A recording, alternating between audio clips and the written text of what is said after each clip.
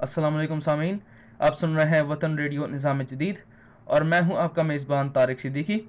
सामीन, आज का हमारा मजमून दोबारा गाज़ा ब्लॉकेड है, जिसको तोड़ने के लिए तुर्की साइप्रस से एक बहरी बेड़े का काफ़िला तकरीबन 5 से 6 दिन पहले रवाना हुआ था, जिसको इजरायली कमांडोज और नेवी ने हेली ड्रॉप करके रोक दिया। और यही नहीं बल्कि लाइव एमिनेशन इस्तेमाल करते हुए 10 से 16 अफराद को जाँ बहक बल्कि 50 से ज़ायद अफराद को ज़ख्मी कर दिया है। सामीन, इस हादसे को पेश आए हुए तकरीबन 24 घंटे गुजर चुके हैं, जबकि बहुत सी बातें सामने आ रही हैं। सामीन, आज हम इसके जवाब में Pakistan first research analysis team के सरबराह जनाब उमैर रमेश साहब से उनका रिएक्शन और उनका माहिराना तजिया आपके सामने रखेंगे। अस्सलाम वालेकुम उमर भाई, क्या हाल है आपके? वालेकुम अस्सलाम। ठीक ठाक हूँ। जी, आप कैसे हैं? अल्हम्दुलिल्लाह मैं बिल्कुल ठीक ठाक हूँ। उमर भाई, हम आपसे सवाल करने में कोई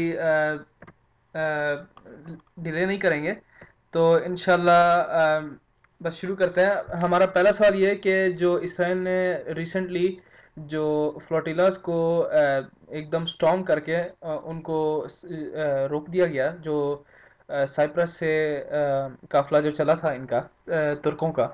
तो हम लोग ये भी सुन रहे हैं कि जो बैनुल अक़वामी जो सतह पर इसको भी बहुत कंडेम किया गया है और इसको बड़ा ही यानी एक शॉक एंड सरप्राइज की तरह इसको लिया गया है, इस हादसे को। तो ये देखते हुए कि यानी इसी चीज़ को देखते हुए क्या बैरून अक़वामी जो कम्युनिटी है वो शॉक एंड सरप्राइज, जब फ़लस्तीनियन के ऊपर इस तरह जेनोसाइड होता है तो फिर इस तरह क्यों नहीं एक्सप्रेस करते अपने आप को? सवाल तो आपने पूछा, तो मैं शुरू करता हूँ।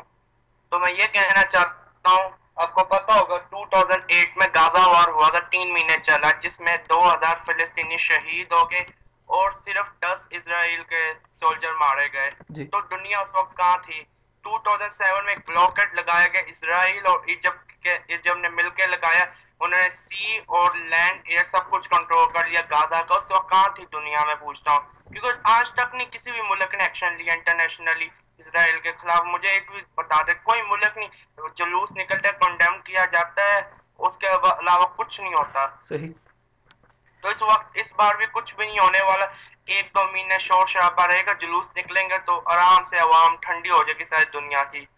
सही। जुलूस से कुछ होने वाला नहीं, क्योंकि अगर हमें कुछ करना है, कुछ सीरियस एक्शन लेने पड़ेंगे, मिलिट्री से कुछ कर सकती है, ये लास्ट ऑप्शन बचा है। क्योंकि जब तक हम कोई मिलिट्री या कोई नेवी के ब्लॉकेट नहीं लगाते हैं गाजा के आगे, तो ये ऐसा होता ही रहेगा।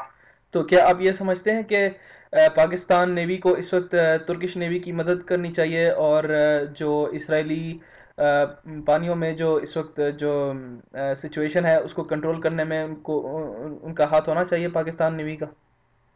पाकिस्तान नेवी को तो वैसे इस वक्त मदद करनी चाहिए। हमें ये नहीं देखना चाहिए हमने तुर्कों के लिए मदद करनी, वैसे हमें इस वक्त ये देखना चाहिए हमें फिलिस्तीनियों के लिए मदद करनी। पाकिस्तानी नेवी को जल्द से जल्द अपनी नेवी भेजनी चाहिए और एयरफोर्स भी भेजनी चाहिए ठीक। वहां पे, और तुर्की के लिए, क्योंकि तुर्की की एयरफोर्स इतनी पावरफुल या इतनी मानी हुई नहीं है जितनी पाकिस्तान की है। सही। पाकिस्तान को ऑफर करनी चाहिए, हमारे फाइटर पायलट आपके पास है, जब मर्जी चाहे आप, कोई भी आपको खतरा आता है आप यूज कर सकते हैं इसराइल के खिलाफ। सही। तो ये तो होने वाला नहीं है, क्योंकि जो अब की हुकूमत है उनका जो स्टैंड कुछ भी नहीं है। ये मिलिट्री को खुद ही करना पड़ेगा, शफाक कियानी को कंडेम करना पड़ेगा। इस वक्त सारों की नजरें उनकी इस वक्त उन पे हैं। सही। तो उमर साहब, ये भी होता है कि हम लोग जब ये इस तरह का जो बिहेवियर है जो इसराइल की तरफ से हम लोग देखते हैं, तो यानी अपने आप को चैंपियन ऑफ ह्यूमन राइट्स कहते हैं, लेकिन जब इस तरह का बहुत ही क्रिटिकल और क्रूशल टाइम आता है, जबकि यानी दुनिया की जो आंखें हैं वो किसी और तरफ ये लोग कर देते हैं, यानी जिस तरह ईरान की तरफ इन्होंने अभी बड़ा शोर शराबा किया हुआ है, लेकिन फिर ये इस तरह की जो हादसात या करार ये वारदातें करते हैं तो फिर ये सारी जो अटेंशन है अपनी तरफ ही खींच लेते हैं। तो फिर यानी इसका मतलब ये नहीं कि यानी अगर ये इस तरह की हरकतें करते हैं तो इसराइल जो है वो क्या अनपनिश चला जाएगा, यानी इसको कोई सज़ा नहीं मिलेगी? यानी हालांकि ये जी मैं इतना। आपका सवाल समझ गया। जी। वैसे मैं जरा चेंज करना चाहूंगा, champion of human right Israel नहीं है, वो यूएसए अपने आप को कहता है हमेशा, डेमोक्रेसी के चैंपियन, फलां फलां के चैंपियन, हमेशा अपनी یونائٹڈ نیشن اپنے آپ کو کہتی ہے انصاف کرنے والی نیشن، دنیا کی ایک آرگنائزیشن، یہ سب کہاں ہے؟ اوباما کہاں ہے؟ امریکہ کہاں ہے؟ جب پاکستان میں ذرا سا کچھ ہوتا ہے یا مطلب امریکہ کو ذرا سا کچھ خطرہ دکھتا ہے یا پاکستان کے آؤٹ آف ٹیررزم ہوتی ہے، ساری دنیا کرتی ہے مسلمانوں نے کی یا پاکستان نے کی ہے. جب اسرائیل کچھ ایسا ایکٹ کرتا ہے اس کو اب کچھ بھی نہیں ہوتا. آپ کو یاد ہوگا 93 کے بیچ میں جب صدام حسین نے کویت میں حملہ کیا تھا، ساری دنیا نے صدام حسین کی آرمی کو ٹیررزم کہا تھا، ٹیررسٹ کی آرمی کہا تھا. ابھی دنیا کہاں ہے؟ یہ امریکہ کچھ بھی نہیں کر سکتا کیونکہ یہ ایک فلسفی ہے، ایک لابی ہے Zionist. U S A is controlled by the Zionist lobby in Israel. کیونکہ اگر ہم نے اس سارے کھیل کو سمجھنا ہے تو ہمیں سمجھنا پڑے گا اسرائیل امریکہ پاپٹ ہے بس ایک اسرائیل کا. تو ہمیں امریکہ سے کوئی امید نہیں رکھنی چاہیے. اب ہم امید کس کی رکھ سکتے ہیں؟ جب کنڈیم کر دیں گے. آپ کو یاد ہوگا 2008 میں جب اوباما نیا آیا تھا پریزیڈنٹ آف امریکہ، اس وقت غازہ وار شروع ہو چکی تھی. اگلے ہفتے ہی اوباما نے ویپن بھیجنی شروع کر دی اسرائیل کے لیے. تو آپ کو کیا توقع ہوگی؟ نارملی اوباما نیا پریزیڈنٹ بنا، فلسطین کی پیس کی بات کر آن دا ادر ہینڈ وہ فلسطینیوں کو شہید کرنے کے لیے اسرائیل جوز کو ویپن دے رہا ہے، سب سے لیٹسٹ ٹیکنالوجی اینٹی گن دے رہا ہے. فلسطینیوں کے پاس نہ فوج ہے، یہ کچھ بھی نہیں ان کے پاس ہے. وہ کس طرح لڑے؟ ایجپٹ نے غداری کر لی، ایجپٹ نے پورے بلاک کر دیے ہیں بارڈر. تو کچھ بھی نہ ان کی ٹریڈ ہے، کچھ بھی نہیں ہے، بس ان کے اللہ پہ ایمان ہے اور ایک امید ہے جو پاکستان سے ہے بس. صحیح.